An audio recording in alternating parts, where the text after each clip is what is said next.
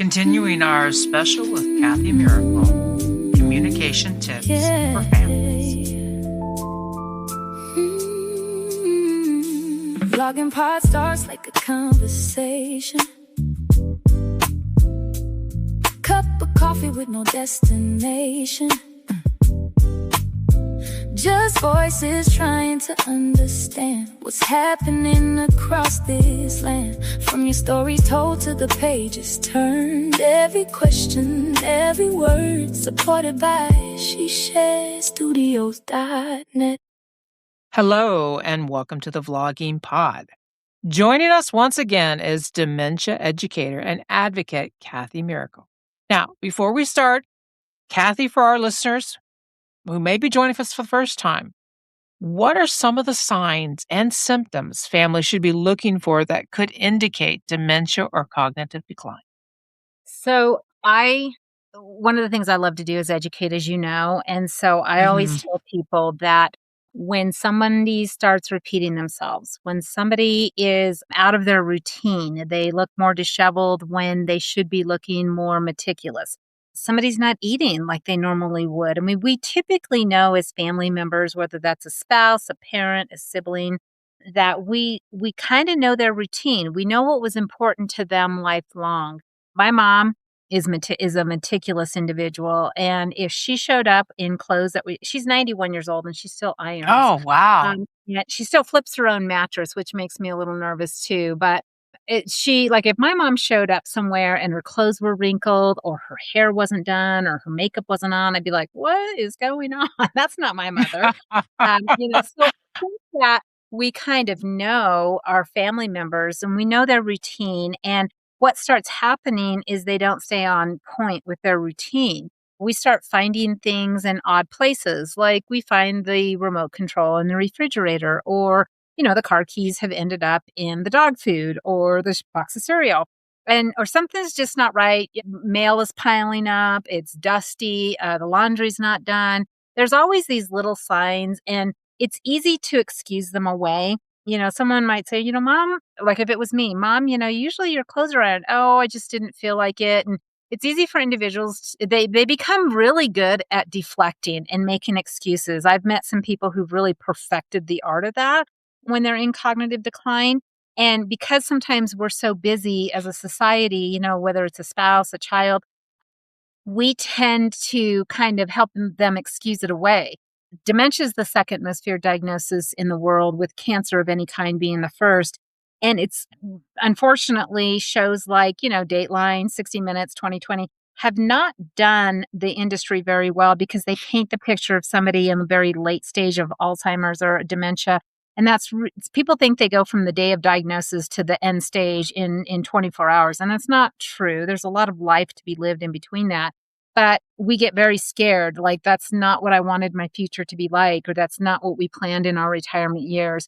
So it's very easy to accept the deflection or the excuses and ignore it and shove it under the rug or put it on a shelf until a crisis happens. And so I always tell people, be mindful of, the routine. And when the routine starts getting wonky, or that mom or dad say something that's odd, you really that's the time we should be paying more attention and asking tougher questions versus putting it on a shelf and ignoring it, hoping it'll go away.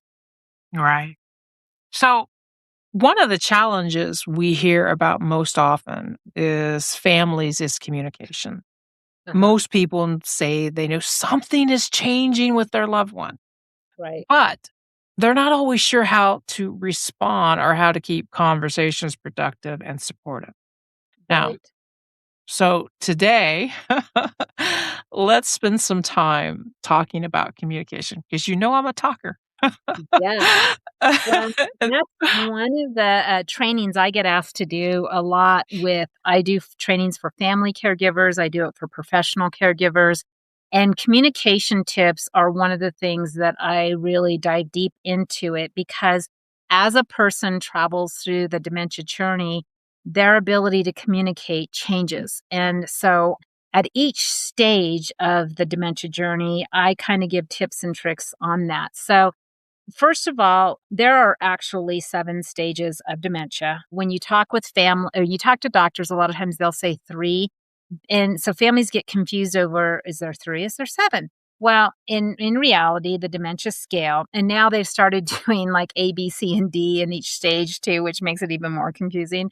So to somewhat keep it somewhat simplified, I talk to people about there are 7 stages. Stage 1, 2, and 3 are in a mild form of Mhm. dementia, which is where doctors get the 3 stages. And then stages 4 and 5 are moderate, and stages 6 and 7 are more severe. And so, when family members, it's probably easier to talk about mild, moderate, or severe for them. That seems to be a more simplified way to talk and that they can understand. So that's how I'm going to be talking about it today is in those stages. So communication will change throughout the journey. What's normal is somebody who can still have full conversations. They understand what's being said. They can track the conversation. They have the ability to still form words and speak for themselves, and they can still read and write. They even can understand body language and facial expressions and tone of voice.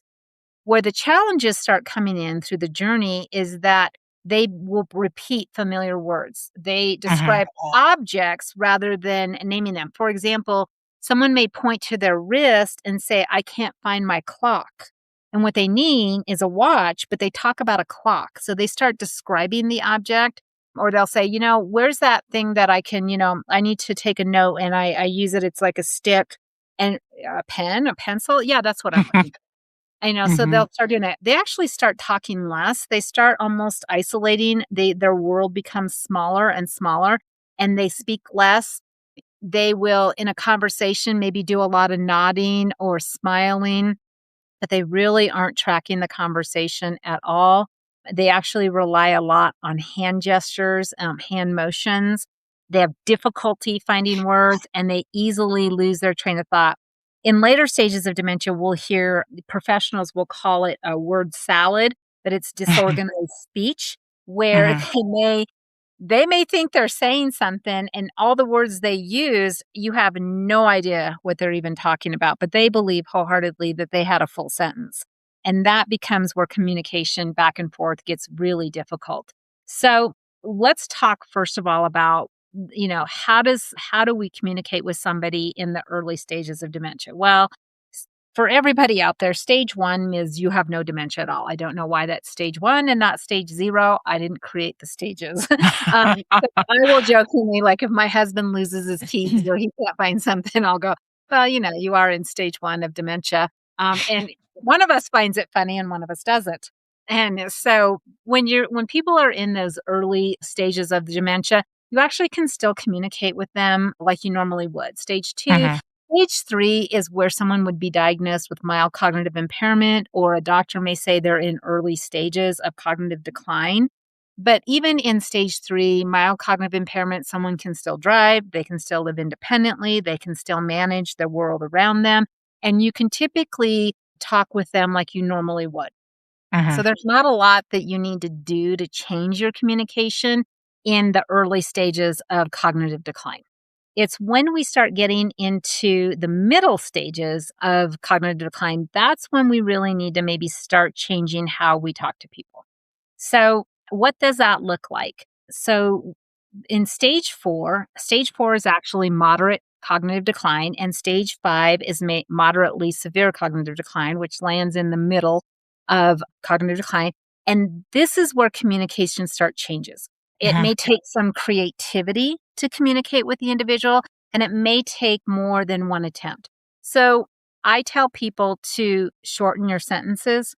Do not give somebody a lot of direction. If you need them, like, let's Mm. say you're helping them brush their teeth, you might say, pick up your toothbrush. They pick up the toothbrush. Okay, get the brush wet, with the water.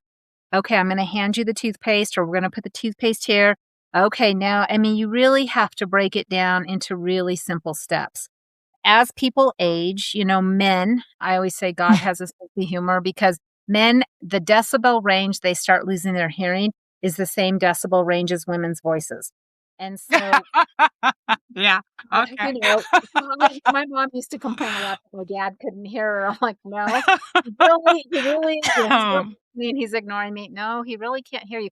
So for women, if you're for wives or daughters who are interacting with, a husband or a father, I actually tell them to lower their voice. And it feels funny when you start doing it. With practice, you can do it well.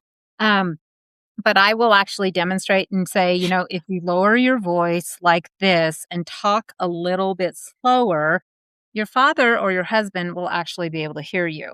And so I say, lower your voice like a DJ on a radio.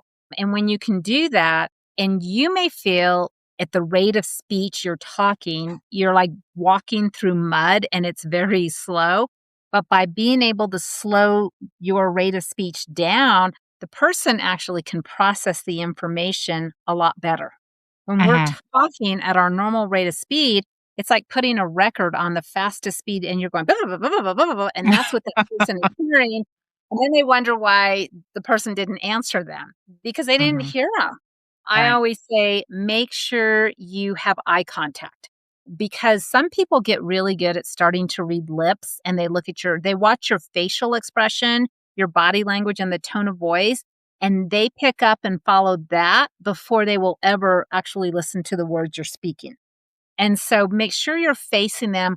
I see family members do this in professionals where they try to talk to somebody in another room.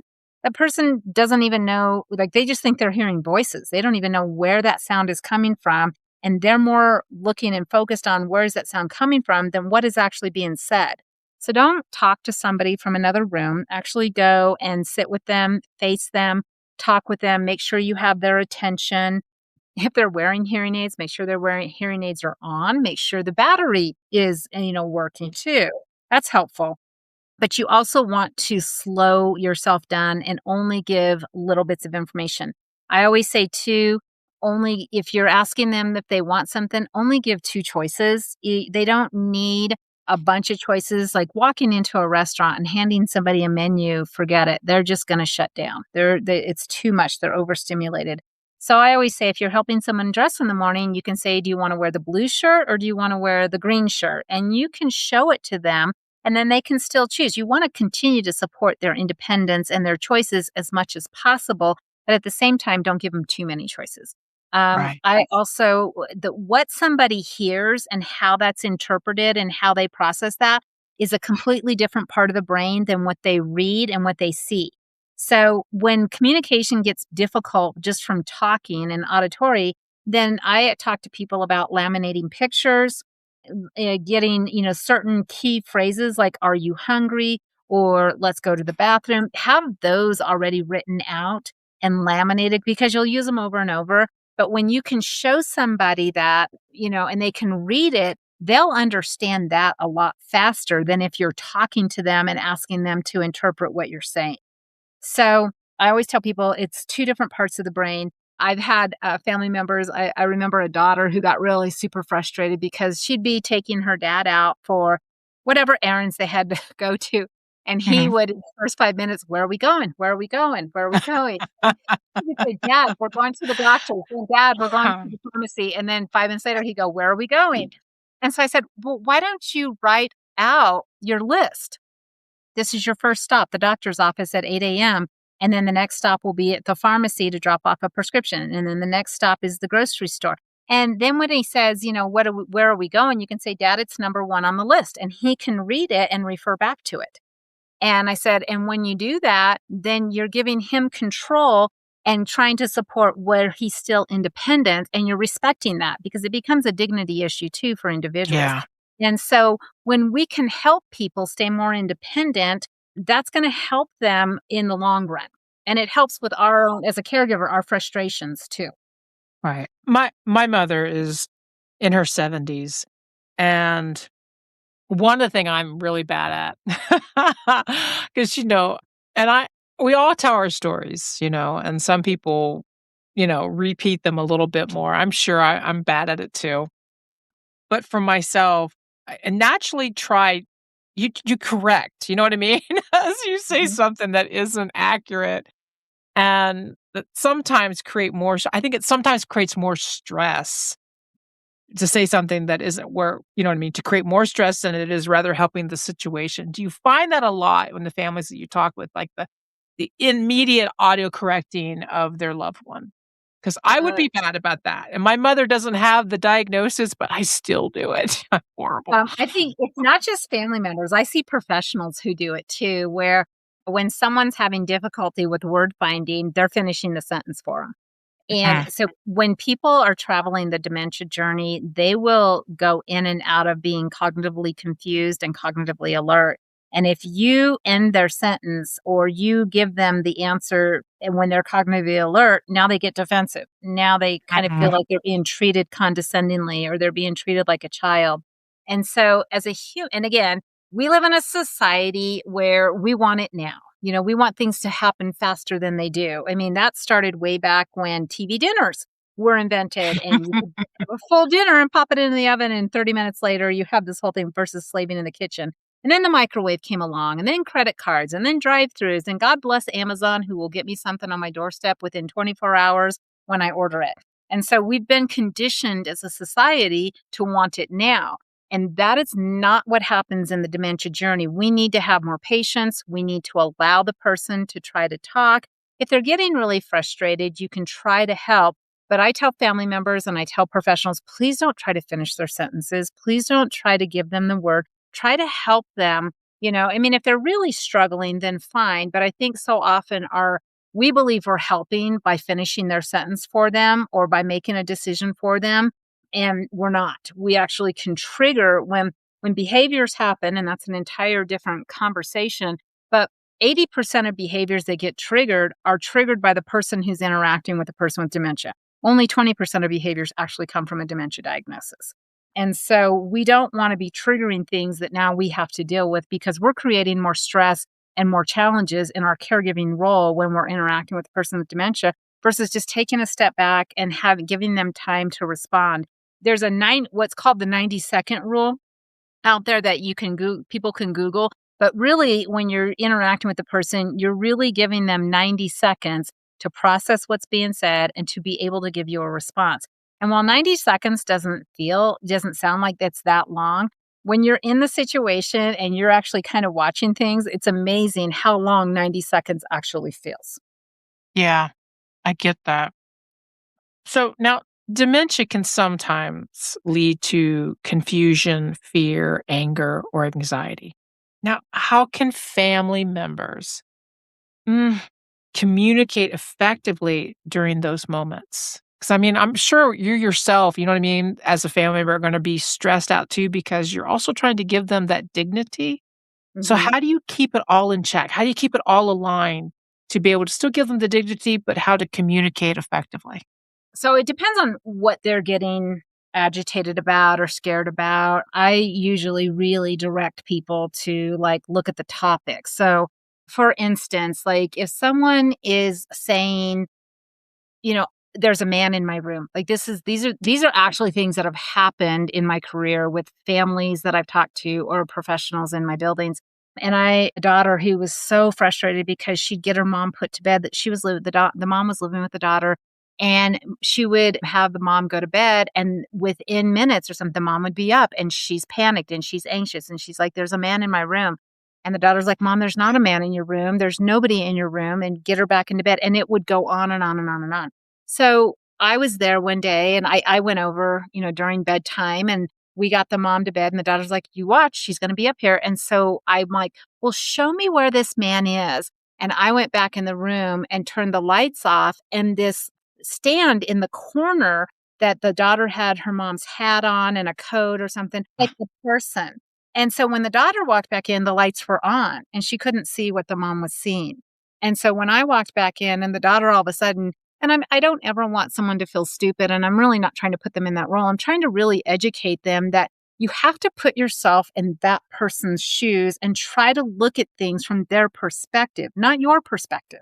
And so many times when we can take the time to do that, all of a sudden we realize what the problem is. So once we removed this from the bedroom, the mom slept fine. She would go in there and go to bed because that wasn't standing in the corner. But in her mind, she had created that there was this man standing in the corner watching her.